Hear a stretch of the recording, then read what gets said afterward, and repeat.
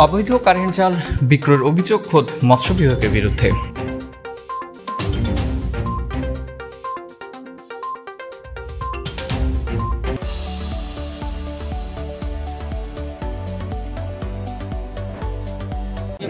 আর এবছর জাল হান্নিয়া সমস্ত সব পল্টনে টাল দিয়ে আবার বিক্রি করে ফেলায় রাইতে।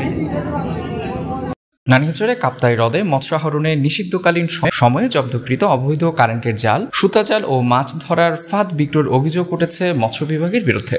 বৃহস্পতিবার সকালে নানিয়াচর উপজেলার বুড়িঘাট ইউনিয়নের বুড়িঘাট বাজারে মৎস্য বিভাগের অস্থায়ী কার্যালয়ের নিলাম অনুষ্ঠান শেষে এমনটাই অভিযোগ করেছেন স্থানীয়রা। এ সময় বুড়িঘাট বাজার এলাকায় মৎস্য উন্নয়ন কর্পোরেশনের মোবাইল মনিটরিং সেন্টারে রাখা জব্দকৃত এসব অবৈধ কারেন্ট ও সুতার জাল এবং মাছ আহরণের ফাঁদ দেখা যায়। এই বিষয়ে স্থানীয় জেলে সেলিম জানান, অন্যান্য বছর ফিশারির লোকেরা কারেন্ট জাল পুড়িয়ে ফেলে, কিন্তু এবার তা না পুড়িয়ে রেখে দিয়েছেন। রাতের আধারে এসব জাল বাইরে বিক্রি করে দিচ্ছেন বলে অভিযোগ করেন তিনি।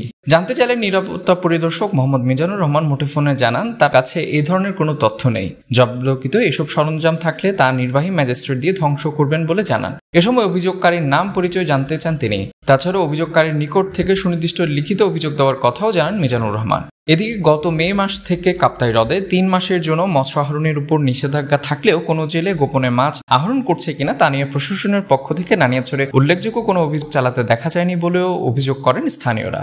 বিষয়টি নিয়ে জানতে চাইলে মুঠোফোনে নানিয়াচরের উপজেলা নির্বাহী অফিসার বিবি করিমুন্নেসা বলেন, এখনও তিনি এ সংক্রান্ত কিংবা অভিযান পরিচালনা করেন, তবে মৎস্য অধিদপ্তর চাইলে তিনি অভিযান পরিচালনা করবেন বলে জানান। এ বিষয়ে বিস্তারিত জানতে চাইলে তিনি মৎস্য কর্মকর্তা ও নৌ পুলিশের সাথে যোগাযোগ করতেও বলেন। পরে এ বিষয়ে জানতে কয়েক দফায় নানিয়াচর উপজেলা মৎস্য কর্মকর্তা মোহাম্মদ আসাদুজ্জামান খানকে ফোন করলেও যোগাযোগ করা সম্ভব হয়নি। Desk report, CST TV.